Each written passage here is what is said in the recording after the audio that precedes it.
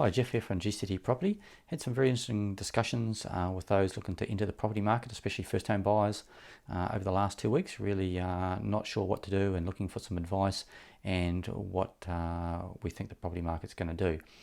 So as we know, we're all living in a very different environment than we were 6 months ago. It's affected us all in some way. I really think it depends on your job security to a lot as to the decision whether to buy property now or delay that decision. If you're in an industry where it's really uncertainty and there's been a lot of changes, absolutely wait for the market to settle down and to find out what your long-term employment outcome is going to be. If you're in an industry where there's a lot of demand and currently some industries are facing that and actually hiring staff, or you're in a very secure job and industry, that decision can be made, with a lot more confidence. Obviously, there are, I know, a lot of misinformation out there about the property and the market and finances and things like that. Really, the banks do their own due diligence and are very secure on their funding position.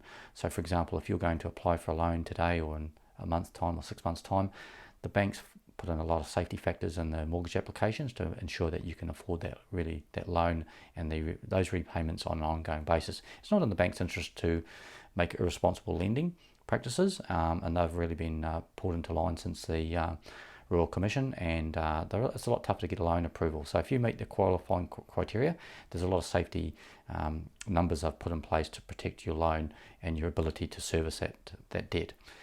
If you're looking at entering the property market, especially if it's a first home and you're looking to take advantage of the first homeowners grant, there may be some real positive opportunities in the next few months. For example, there's probably going to be less lending, I would imagine, less applications to the lenders. So that means that the banks might be a bit more flexible and willing to help you out a bit more in the criteria that you need to meet might be a bit more flexible. So these are questions you should be asking your finance specialist. A mortgage broker will have some answers around that.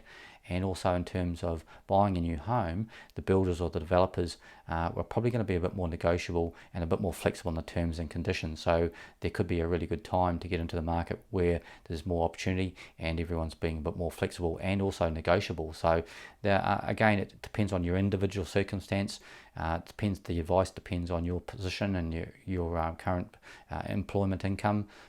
For the next 6 to 12 months, really critical.